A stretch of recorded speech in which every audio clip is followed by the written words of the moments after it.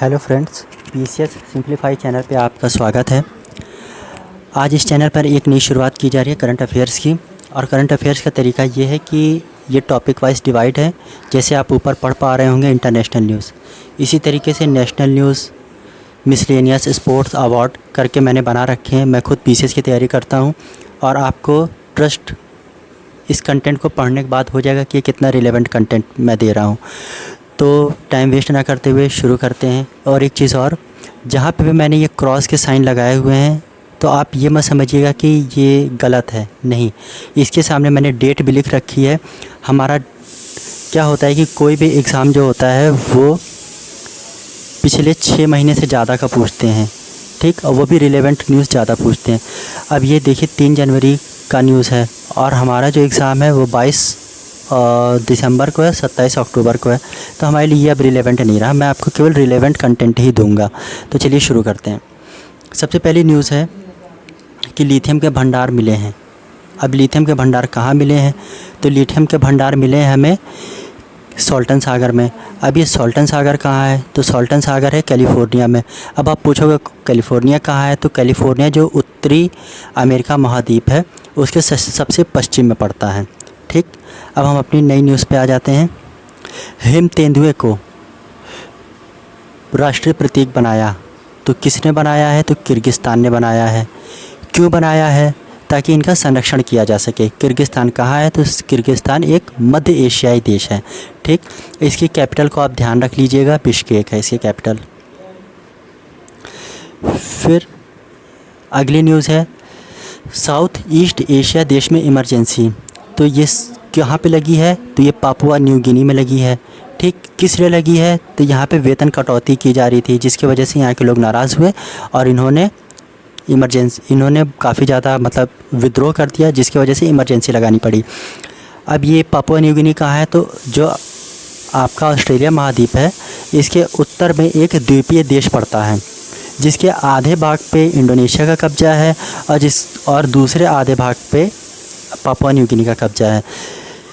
इसी देश में पिछले साल प्राइम मिनिस्टर मोदी यहाँ गए थे और वहाँ पे वहाँ का हाईएस्ट सिविलियन अवार्ड हमारे प्राइम मिनिस्टर जी को दिया गया था। तो ठीक, आप इसको ध्यान रखिएगा। अब नेक्स्ट न्यूज़ क्या है? जो नेक्स्ट न्यूज़ है वो जापानीज़ मून मिशन स्नाइपर के बारे में है। तो आपसे पूछा जाएगा क्वेश्चन बना के कि हाल ही में चर्चा में रहा शब्द स्नाइपर क्या है? एक मून मिशन है, एक मिसाइल है, या एक एआई है? इस तरीके से बना के पूछ सकते हैं। तो आपको ध्यान रखना है कि स्नाइपर एक मून मिशन है। किस देश का है? तो ये है जापान का, ठीक। अब इस पे आपको पूछेगा कि जापान चांद पर पहुंचने वाला कौन से नंबर का देश है? तो ये 5वें नंबर का देश है, ठीक। फिर इन्होंने कैसी लैंडिंग की? तो सॉफ्ट लैंडिंग की। दोस्तों, लैंडिंग 2 तरीके की होती है, एक सॉफ्ट लैंडिंग होती है, एक हार्ड लैंडिंग होती है।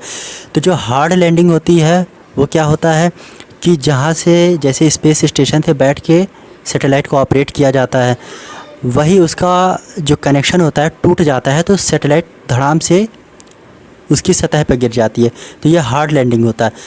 और सॉफ्ट लैंडिंग क्या होता है? जो कंट्रोल रूम में बैठे स्पेस स्टेशन पर बैठे हुए लोग हैं वो धीरे धीरे उसको कंट्रोल करते हैं और उसको जिस भी ग्रह पे उन्होंने भेजा है, जैसे यहाँ मून पे भेजा है तो मून पे उसकी सॉफ्ट लैंडिंग कराते हैं अपने कमांड दे के, ठीक है। फिर नई न्यूज़ क्या है? मलेरिया फ्री घोषित। याद रखिए कि मलेरिया जो है सबसे ज़्यादा अफ्रीका कॉन्टिनेंट में फैला हुआ है। तो वहाँ पे मलेरिया फ्री देश घोषित कौन सा हुआ? Cape Verde. और इसकी राजधानी क्या है? प्रया है। अब आपको मैं बता दूं कि जो केप वर्डे है वो अफ्रीका महाद्वीप के सबसे पश्चिम में अटलांटिक महासागर में एक छोटा सा द्वीपीय देश है, ठीक है। आपको इससे समझ में आ गया होगा। अब दूसरी न्यूज़ क्या है? विश्व का पहला मलेरिया वैक्सीन प्रोग्राम। विश्व का पहला मलेरिया वैक्सीन प्रोग्राम किसने लॉन्च किया है? तो कैमरून ने लॉन्च किया है। और कैमरून की राजधानी क्या है? तो याओंदे है। किसके लिए लॉन्च किया है? तो बच्चों के लिए लॉन्च किया है, ठीक। नेक्स्ट न्यूज़ क्या है? इंटरनेशनल होलोकॉस्ट स्मरण दिवस। ये कब मनाया जाता है? तो 27 जनवरी को मनाया जाता है। क्यों मनाया जाता है? तो जो जर्मनी के हिटलर थे उन्होंने क्या किया था सेकेंड वर्ल्ड वॉर के दौरान जितने भी यहूदी लोग थे उनको इंग्लिश में ज्यूश कहा जाता है। तो यहूदियों को गैस चैम्बर में भर के गैस छोड़ देते जिससे वो मर जाते थे। लगभग 60 लाख यहूदियों को ऐसे मार दिया गया, जिसको स्मरण करने के लिए यूनेस्को द्वारा इस तिथि को होलोकॉस्ट दिवस के रूप में मनाने की घोषणा की गई है।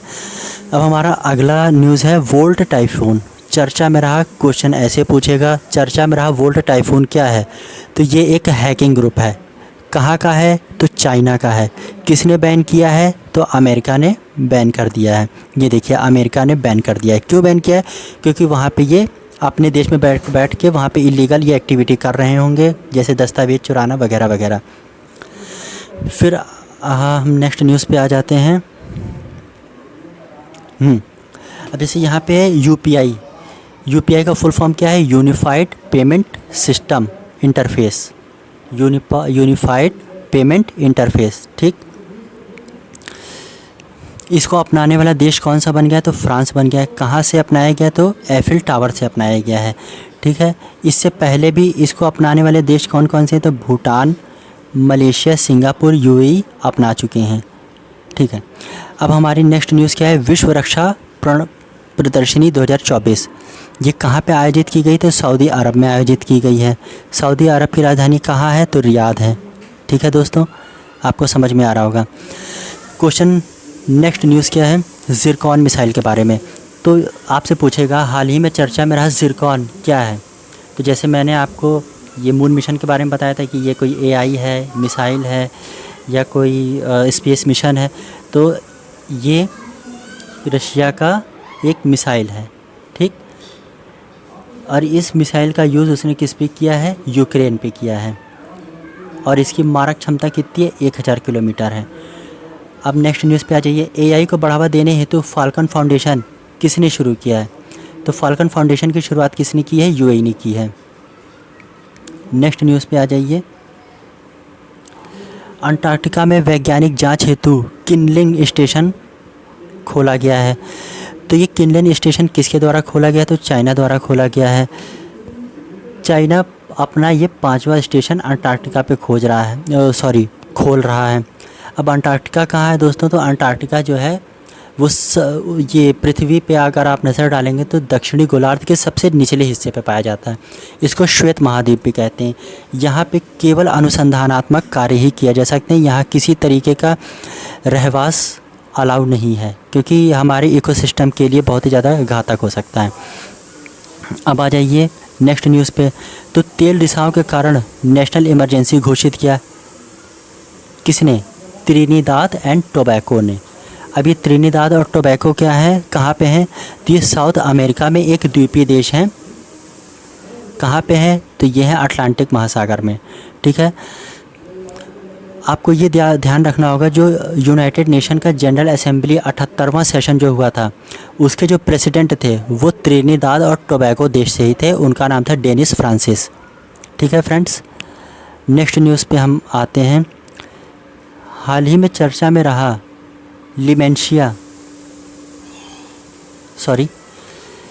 काला आजार मुक्त घोषित देश कौन सा है? तो हाल ही में काला आजार से मुक्त घोषित किसको किया गया? तो बांग्लादेश को किया गया, ठीक है, WHO द्वारा।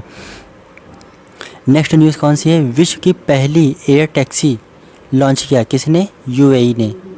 कहाँ से? तो दुबई से, ठीक है। फिर आपका नेक्स्ट न्यूज़ है ऑपरेशन एस्पाइट्स। ऑपरेशन एस्पाइट्स किसके द्वारा चलाया गया? तो यूरोपीय यूनियन द्वारा। ये जो EU लिखा हुआ है फ्रेंड्स, इसका मतलब यूरोपीय यूनियन, ठीक। कहाँ पे चलाया गया है? तो रेड सी में चलाया गया है। क्यों चलाया गया है? तो जो वहाँ पे आपने हमेशा सुना होगा कि रेड सी में हूती विद्रोही सोमालिया के पायरेट्स हमला कर देते हैं और अंतर्राष्ट्रीय व्यापार को बाधित करते हैं, फिरौती मांगते हैं। तो उसी को कम करने के लिए और ख़त्म करने के लिए यूरोपीय यूनियन यानी यूरोपीय संघ द्वारा इसको चलाया गया है। नेक्स्ट न्यूज़ हमारी क्या है? WHO ने स्टार्ट किया GIDH प्रोग्राम। अब इसका फुल फॉर्म जान लीजिए क्या है। तो इसका फुल फॉर्म है global initiative on digital health, ठीक।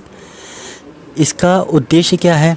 तो इसका उद्देश्य है स्वास्थ्य से संबंधित डिजिटल सुविधाएं उपलब्ध कराना।